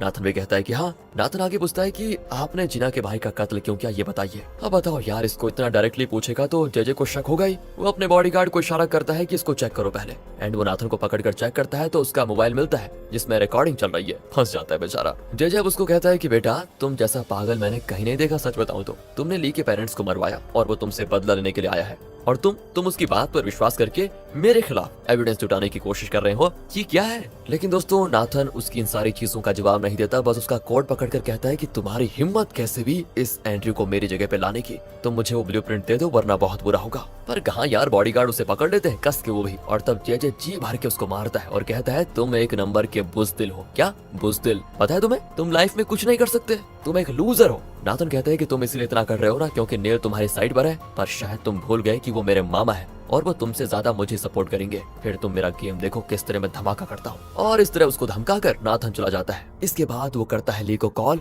और झूठ बोलता है कि मैंने जेजे के मुंह से कबूल करवा लिया है कि उसी ने जीना के भाई को मारा है और वो रिकॉर्डिंग मेरे पास है। तुम मुझे बस ब्लूप्रिंट भेजो, फिर मैं तुम्हें रिकॉर्डिंग भेज दूंगा। देख रहे हो दोस्तों इसकी चाल। पर ली कोई ऐसा वैसा थोड़ी है, वो तुरंत उसका झूठ पकड़ लेता और कहता है देखो ये बच्चों के लेवल वाला ड्रामा ना मेरे साथ मत करो। जब सच में एविडेंस जुटा लो तो फोन करना, वरना उस ब्लूप्रिंट को तो भूल ही जाओ। कहकर वो कॉल काट देता है। नाथन भी तंग आ जाता है कि सब मेरा झूठ पकड़ कैसे लेते हैं यार। दूसरी ओर दोस्तों बॉस पैनी से ली के बारे में पूछता है, पर कहाँ वो भी झूठ बोलती है कि अब तक ली का कुछ पता नहीं चला। बॉस कहता है कि तुमने ठीक ही कहा था, मुझे पहले ली को अपनी गैंग में ले लेना चाहिए था, वो हमारे बहुत काम आ सकता था। पर खामखा उसे मारने की कोशिश करके मैंने बहुत बड़ी गलती कर दी। अगर तुम उसको ढूंढ निकालो तो उसे मेरे पास लेकर आना, उसमें इतनी काबिलियत है कि मेरे बाद वो मेरी भी जगह ले सकता है। दोस्तों ये बातें सुनकर पैनी का असिस्टेंट परेशान हो जाता है। बाहर जाकर वो पैनी से पूछता है तुमने कहा था ना कि हम यहाँ से कहीं और चले जाएंगे, तो मुझे भी तुम्हारा फैसला ठीक लगता है। सुनकर दोस्तों पैनी चौंक जाती है कि क्या सच में तुम बॉस को छोड़कर जाना चाहते हो। वो कहता है हाँ, इतने साल में बॉस के साथ में रहा, उनका हर काम किया है मैंने, लेकिन जब इस ऑर्गेनाइजेशन के अगला लीडर चुनने की बात आई तो उनकी नजर मुझ पर पड़ी नहीं। शायद वो ली को अपनी जगह पे लेना चाहते हैं। बताओ एंड मुझे इसके वफादार बनकर तो रहना ही नहीं, तुम अपना प्लान बताओ, हम दोनों यहाँ से निकल जाएंगे। ये कहकर दोस्तों वो चला जाता है और तब जेजे पैनी को कॉल करके कहता है मैं तुमसे मिलना चाहता हूँ। वो कहती देखो मुझे तुमसे मिलने में कोई इंटरेस्ट नहीं है। अच्छा तो ठीक है, मैं अभी बॉस को बता दूंगा कि तुम ली से मिली थी। पैनी शॉक हो जाती है और कहती है ठीक है, मेरे आर्ट गैलरी में आ जाओ। गैलरी में आकर वो कहता है देखो मैं जानता हूँ तुम बॉस के लिए काम करती हो, लेकिन उसके चंगुल से बचकर कहीं और चैन से जीना भी चाहती हो, और मैं तुम्हें उसके लिए एक मोटी रकम भी दूंगा, पर बदले में तुम मुझे प्रॉमिस करो कि ली के पास जो ब्लूप्रिंट है उसे बॉस कभी हासिल न कर पाए। बस ये काम कर दो, वरना मैं बॉस को तुम्हारे झूठ के बारे में सब बता दूंगा, फिर सोच लेना तुम्हारा क्या होगा। अब दोस्तों पैनी भी सोच लेती है कि ली तो उससे मिलने से रहा, तो जेजे का ये ऑफर लेना ही समझदारी है, इसलिए वो मान जाती है। दूसरी ओर जिना के भाई का क्रिमेशन होता है तो जिना खुद को कंट्रोल नहीं कर पाती। उसकी हालत एंड्रयू से भी देखी नहीं जाती क्योंकि वो जिना को बहुत प्यार करता है। जिना और जॉन अब एक कमरे में बैठे होते हैं और तब जॉन का आदमी आकर कुछ फोटोज देता है जिसमें जेजे और एक डॉक्टर साथ होते हैं। दोस्तों इसी डॉक्टर ने जिना के भाई की ऑटोप्सी की थी। ये लोग भी समझ जाते हैं कि जेजे ने ही कत्ल किया है और उसने ऑटोप्सी डॉक्टर को भी पैसे देकर गलत रिपोर्ट लिखवाया होगा। दूसरी ओर नाथन अपनी माँ के जरिए नील से बात करता है। चेयरमैन की वाइफ कहती है हमारे बीच 1000 मतभेद हो पर हम एक ही खून है। जेजे ठहरा तीसरा आदमी। नाथन कहते हैं देखो मुझे कंपनी से बाहर करने के लिए उसने एंड्रयू को मैदान में उतारा है, आप भी उस पर विश्वास मत कीजिए मामा जी, और हाँ उसके पास जो ब्लूप्रिंट है वो आप मुझे दिलवा दीजिए। दोस्तों अब नेल भी अपनी बहन के बेटे के लिए ये सब करने का फैसला कर लेता है क्योंकि आखिर है तो एक ही खून वो। तो वो जेजे से मिलता है और कहता है तुमने उस ब्लूप्रिंट को एंड्रयू के हाथ में देकर ठीक नहीं किया। चेयरमैन को एंड्रयू पर पूरा भरोसा हो चुका है, इसलिए तुम एंड्रयू पर विश्वास ना करो तो अच्छा ही होगा। एंड्रयू तुम्हें कब धोखा देगा ये कोई नहीं कह सकता, इसलिए तुम वो ब्लूप्रिंट नाथन को दे दो और नाथन के साथ मिलकर काम करो। अब जेजे भड़क जाता है दोस्तों कि मैंने कितनी मेहनत की है, कितना वक्त लगाया है इस पूरे प्लान में, और आप है कि झट से ब्लूप्रिंट को उस लूजर के हाथ में देने को कह रहे हैं। नहीं नहीं, मैं उसे कभी नहीं दूंगा। यहाँ दोस्तों नेल जेजे को लगभग धमका कर जाता है कि चुपचाप मेरा कहा मानो वरना अंजाम बहुत बुरा होगा। एंड फिर क्या था, जेजे टेंशन में एंड्रयू को कॉल करके कह देता है मुझे तुमसे अभी बात करनी है, जल्दी मेरे बार में पहुंचो। जेजे भी कार में बार की ओर निकलता है और जिना और जॉन दूसरी कार में उसका पीछा करने लगते हैं। अब जेजे बार में पी रहा होता है तो जिना उसके सामने उन फोटोज को फेंकती है जिसमें जेजे और डॉक्टर साथ थे।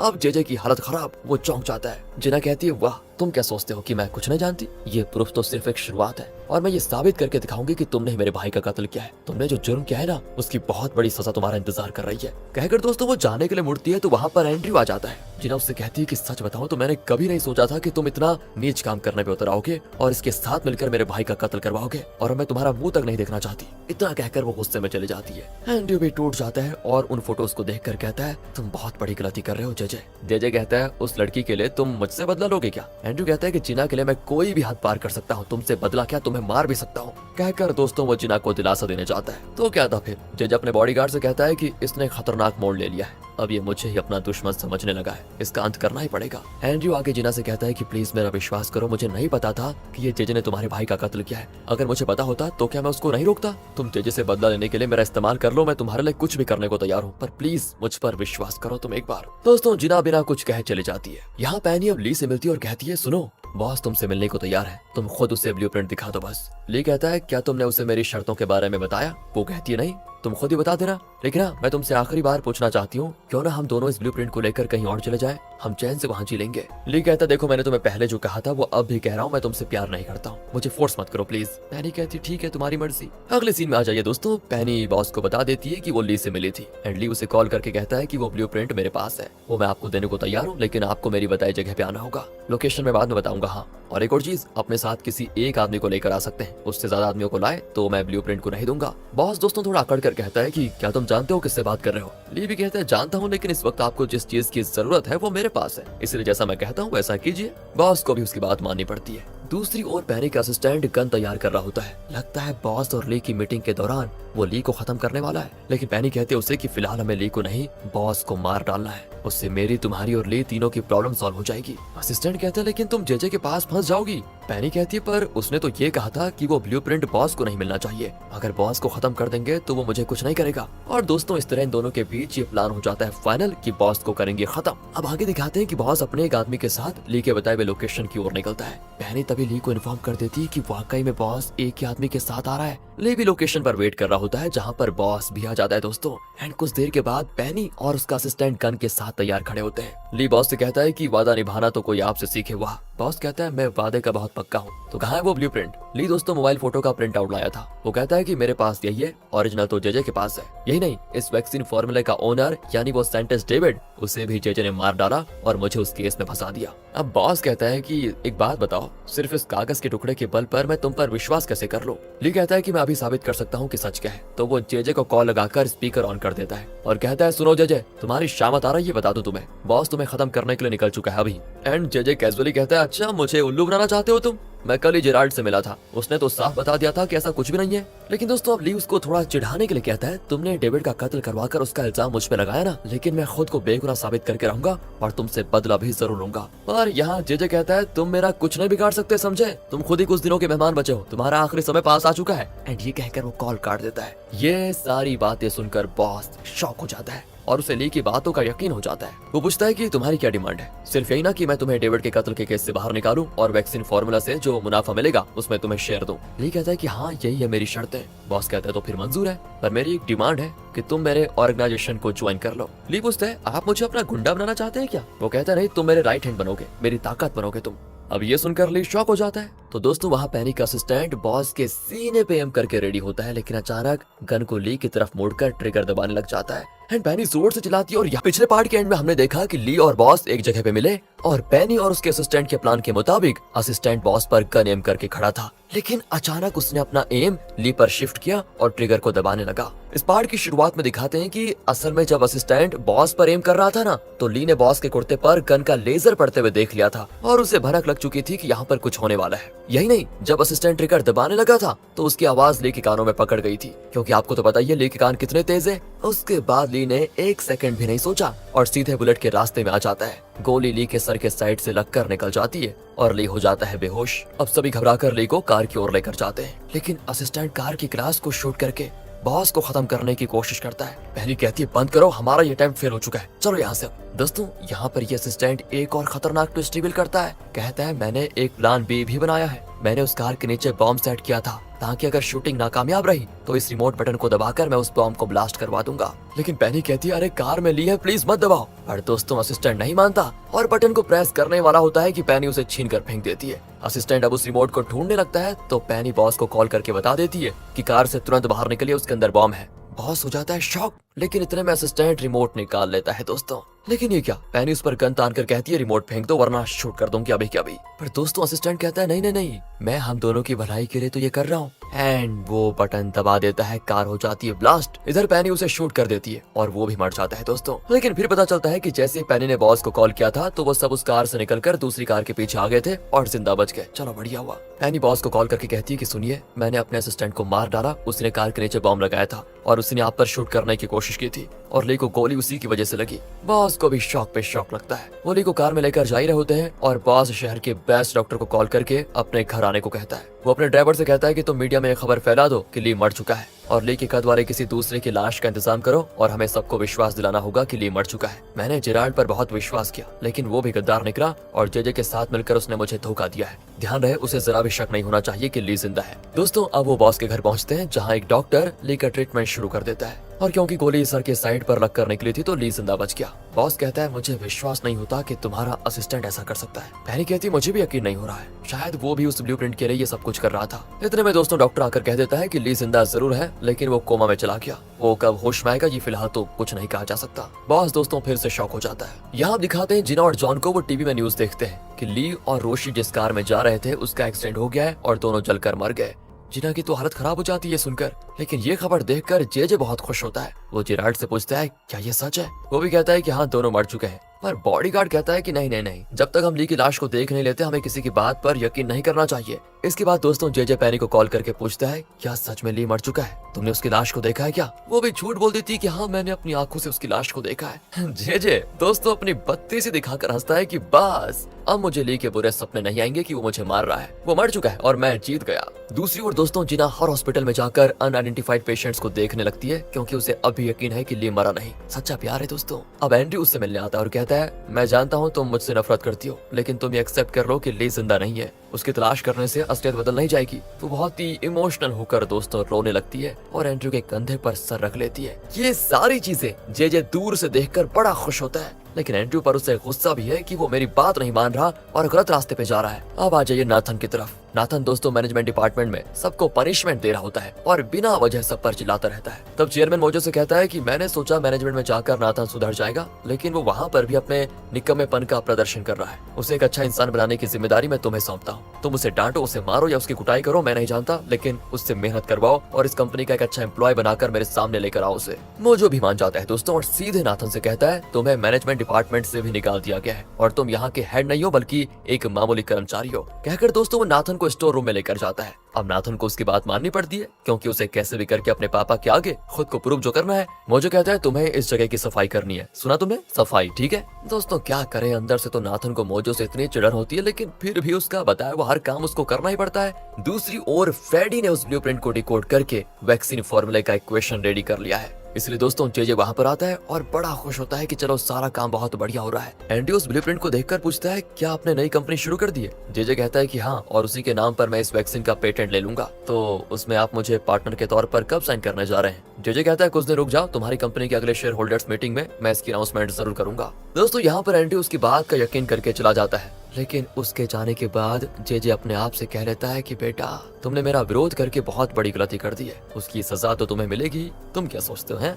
दूसरी ओर दोस्तों नाथन खूब सफाई करता है और मोजो आराम से बैठकर सो रहा होता है। अब नाथन की तो हालत खराब हो जाती है। वो चिढ़कर उसके पास जाकर उसको डांटने ही वाला होता है कि तभी वो आंख खोलकर पूछता है कि तुम यहाँ पर क्या कर रहे हो? नाथन भी कहता है कि चेयर गंदा था ना, उसको साफ करने आया था। इसके बाद मोजो शेल्फ को चेक करता है जहाँ अभी भी धूल जमा है, तो वो नाथन से फिर वहाँ सफाई करवाता है। नाथन के गुस्से का ठिकाना नहीं होता और सफाई करते हुए वो सोच लेता है कि मेरा भी टाइम आएगा मोजो, तब देख लूंगा तुम्हें। इसी बीच दोस्तों उसको जेजे का कॉल आता है। अब नाथन खुश हो जाता है कि वो मुझे ब्लूप्रिंट देने के लिए बुला रहा होगा, तो वो जेजे से मिलने चला जाता है। वहाँ जेजे उसको एक कॉन्ट्रैक्ट देता है जिससे जेजे की वैक्सीन मैन्युफैक्चरिंग कंपनी में एंड्रयू के बजाय नाथन उसका पार्टनर होगा। दोस्तों देख रहे हो उसकी चाल? नाथन तो सोचता है कि ये सारी चीजें नेल के कहने पर हो रहा है, पर जेजे कहता है देखो मुझे तुमसे सख्त नफरत है, सच कह दूं तो, लेकिन फिलहाल तो मेरे पास और कोई रास्ता नहीं है, इसलिए शेयर होल्डर्स मीटिंग में मैं तुम्हें अपना पार्टनर अनाउंस करूंगा, तुम तैयार रहना। नाथन भी खुशी के मारे अपनी माँ को ये खुशखबरी देता है। एंड दोस्तों यहाँ एंड्रयू चेयरमैन से कहता है कि जेजे को ब्लूप्रिंट मिल गया है और वो अपनी नई कंपनी के नाम पर उस वैक्सीन का पेटेंट लेने वाला है और उसने मुझे अपने बिजनेस में पार्टनर बनाने का वादा किया है। ये सुनकर दोस्तों सभी शॉक हो जाते हैं। एंड्रयू कहता है आप ये मत सोचिए कि जेजे ने हमारे साथ क्या किया, ये बिजनेस है और बिजनेस में हमें अपने फायदे की सोचनी चाहिए। अगर मैं उसका पार्टनर बन गया तो डोडो ग्रुप को और आगे लेकर जा सकता हूँ, तो इसमें हर्जी क्या है? चेयरमैन पूछता है एक बात बताओ, तुम्हें यकीन है कि वो तुम्हें अपना पार्टनर बनाएगा भी? एंड्रयू कहता है कैसी बात कर रहे हैं, हाँ पक्का यकीन है मुझे। चेयरमैन भी थोड़ा खुश हो जाता है कि चलो ठीक है, तुम सोच समझ कर इतना कुछ कर रहे हो तो अच्छी बात है। अब दोस्तों मोजो से पूछता है जरा पता लगाओ मेरा पहला सुपुत्र क्या कर रहा है, यानी दोस्तों नाथन। मोजो कहता है मैंने उसको डिमोट कर दिया है और अब वो एक कर्मचारी है, सिर्फ कर्मचारी। चेयरमैन थोड़ा शॉक होकर पूछता है कि तुमने ऐसा क्यों किया? मोजो कहता है कि सर अब आप क्या कह रहे हैं, आपने तो कहा था उसके साथ जो करो करो और मैंने कई बार आपसे कंफर्म भी तो किया था। हाँ चेयरमैन कहता है हाँ अभी याद आया मुझे, न जाने क्यों मैं हर चीज को आजकल भूलने लगा हूँ। एक काम करो तुम उससे अच्छे से मेहनत करवाओ। दोस्तों ये कहकर वो चला जाता है। यहाँ मोजो थोड़ा शॉक सा हो जाता है कि चेयरमैन आजकल इतनी जल्दी बातें कैसे भूल रहे हैं। उन्होंने खुद नाथन से मेहनत करवाने को मुझे कहा था और पता नहीं क्या हो गया उनको। अगले दिन की बात है, शेयर होल्डर्स मीटिंग होती है जहाँ नेल भी आता है। तो चेयरमैन पूछता है कि यहाँ कैसे आना हुआ नेल तुम्हारा? तब चेयरमैन की वाइफ कहती है मैंने अपने शेयर्स अपने भाई नेल को दे दिए हैं। ओहो अच्छा, तो अब भाई बहन एक टीम हो गए हैं, देखता हूँ ये कब तक चलता है। कहकर दोस्तों चेयरमैन अंदर चला जाता है। चेयरमैन फिर से एंड्रयू से पूछता है कि जे तुम्हें ही अपना पार्टनर बनाएगा ना, कहीं किसी और को तो नहीं बनाएगा। एंड्रयू कहता है कि फिक्र मत कीजिए पापा, वो मुझे पार्टनर बनाएगा। तो यहाँ चेयरमैन अनाउंस करता है कि हम एक नई कंपनी के साथ टाई अप करने जा रहे हैं, जिनके साथ हम आज कॉन्ट्रैक्ट साइन करेंगे। एंड उसके बाद आता है जे वो अनाउंस करता है कि आखिर वैक्सीन का फॉर्मूला हमें पता चल गया है और मेरी नई कंपनी उसे बनाएगी। उसके लिए मैं डोडो ग्रुप के एक ऐसे इंसान के साथ टाई अप करना चाहता हूँ जिसने मेरी बड़ी मदद की है, और वो पार्टनर है नाथन। बस दोस्तों ये सुनकर एंड्रयू को लगता है धक्का कि मेहनत मैंने की और जे ने पार्टनर नाथन को बना दिया। नाथन तो बड़ा खुश होता है और वो कॉन्ट्रैक्ट साइन करना ही चाहता है, लेकिन तभी चेयरमैन बेहोश होकर गिर पड़ता है। उसे हॉस्पिटल लेकर जाते हैं। वहाँ नाथन तो एंड्रयू को इंसल्ट करने लगता है और तब चेयरमैन की वाइफ आ जाती है। वो अपने हिस्से का एंड्रयू को सुनाती है और अपने गार्ड से कहती है कि अब यहाँ सारे फैसले मैं लूंगी, आखिर मैं चेयरमैन की वाइफ जो हूँ, तुम लोग उस मनुष्य के बेटे को यहाँ से बाहर निकाल दो। दोस्तों ये लोग एंड्रयू को धक्के मार कर बाहर कर देते हैं। एंड्रयू अकेला बैठा ड्रिंक करता है और अपने पापा के साथ बिताए हुए वक्त को याद करता है। दूसरी ओर दोस्तों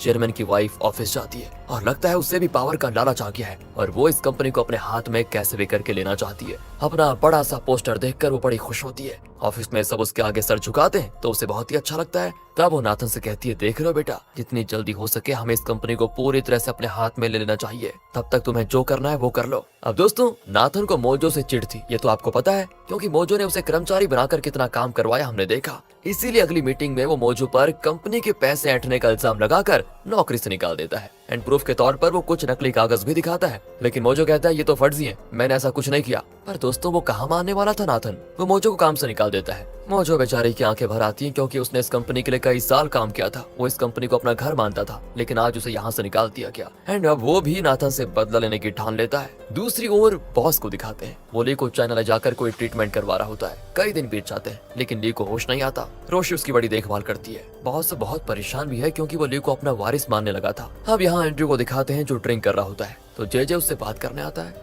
जे कहता है कि तुम्हें मुझ पर गुस्सा आ रहा होगा ना कि मैंने तुम्हारी बजाय नाथन के साथ कॉन्ट्रैक्ट साइन किया, लेकिन क्या करो, तुम मेरे रास्ते पर चलने के बजाय उस लड़की की मदद करने पे तुले हुए हो। और बिजनेस में ऐसे इमोशन का कोई काम नहीं होता, सच बताऊं तो इसमें सिर्फ पैसे और पावर देखी जाती है। अब भी अगर तुम उस लड़की का ख्याल छोड़कर मेरे साथ आओगे तो मैं आराम से तुम्हें एक अच्छी पोजीशन दे सकता हूँ। पर दोस्तों एंड्रयू साफ कहता है कि मुझे तुमसे कुछ नहीं चाहिए। जे आगे कहता है, सुनो, 1 साल में नाथन का कॉन्ट्रैक्ट खत्म हो जाएगा, फिर मैं तुम्हें वो कॉन्ट्रैक्ट दे दूंगा, पर तुम्हें जीना को छोड़ना होगा। एंड्रयू सोच में पड़ जाता है और यहाँ से सीधा कट करके दिखाते हैं कि वो जाता है जीना से मिलने के लिए। जीना सड़क पर नोटिस बांट रही होती है जिसमें ली की फोटो है। वो कहती है अगर इसे कहीं भी आप देखें तो इस नंबर पर इन्फॉर्म कीजिएगा। वो तो आस लगाई बैठी है कि ली मरा नहीं है, वो जरूर लौट कर आएगा। अब एंड्रयू उससे बात करना चाहता है, पर वो कहती है, मैंने कितनी बार कहा कि मेरे रास्ते में मत आओ। एंड्रयू थोड़ा स्माइल करके कहता है कि यही मैं कहने आया था, आइंदा तुम मेरे रास्ते में कभी मत आना और ना ही मैं तुम्हारे रास्ते में आऊंगा। दोस्तों ये कहकर वो चला जाता है। यानी लगता है इसने जे का प्रपोजल एक्सेप्ट करने की सोच ली है। चलिए देखते हैं। तो वहाँ जे एंड्रयू के कॉल का इंतजार कर रहा होता है। बॉडीगार्ड पूछता है, क्या आपको अब भी उस पर भरोसा है? जे कहता है, क्या करूं, नाथन एक जहरीला सांप है, पता नहीं कब मुझे काट डालेगा।